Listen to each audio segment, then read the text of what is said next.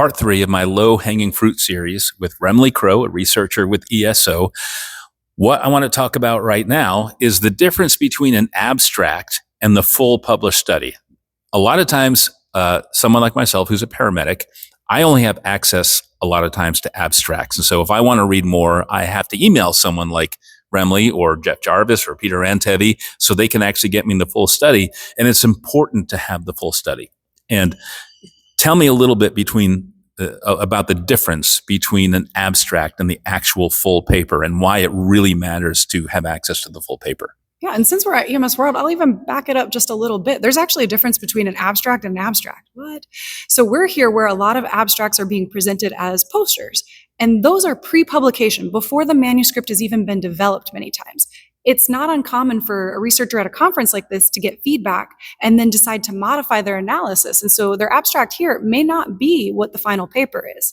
Now, once a paper is published, it's also accompanied by an abstract, which is that 250 to 350 word elevator pitch about what the study is. And the goal of that is not for you to understand the whole study, it's to determine if you should read more.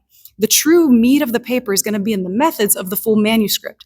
And in order to really understand a paper, and before you quote it, and definitely before you implement it, it's important to read through those methods and make sure that it's in a setting that's going to apply to yours.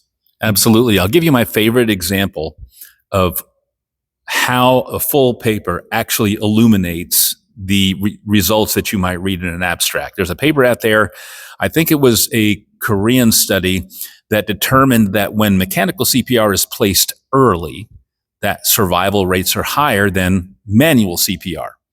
If you read the full paper, and I've talked about this before, if you read the full paper, it says that in this culture right here, they tend to move this patient immediately from the scene to the ambulance, which means that one cohort that received manual CPR was receiving no compressions for the 1 to 2 minute extrication period for the time it took, or they got poor compressions for the time that it took to get them to the ambulance. But the mechanical CPR cohort was getting compressions the whole time. So it's not that mechanical CPR results in higher survival. It's just that continuous CPR results in higher survival. So that's the important part of the research paper, is that it really, really sheds a lot of light on the actual conclusion. Yeah, and if you're looking for a research paper, do feel free to reach out to the authors to get those papers. We love to share them. Yes.